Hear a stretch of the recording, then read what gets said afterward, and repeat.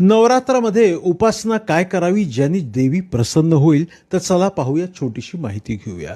मित्रांनो, देवी सप्तशतीचा पाठ तुम्ही नक्की करू शकता नवरात्राच्या पहिल्या दिवसापासून ते अगदी दसऱ्यापर्यंत.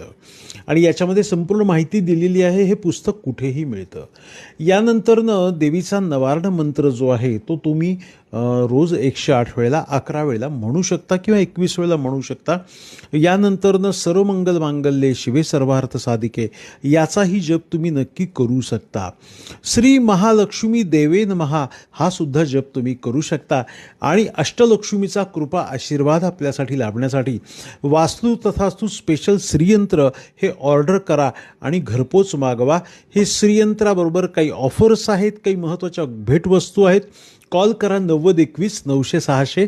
श्रीयंत्र स्थापना करा, अष्टलक्ष्मीचा आशीर्वाद प्राप्त करा.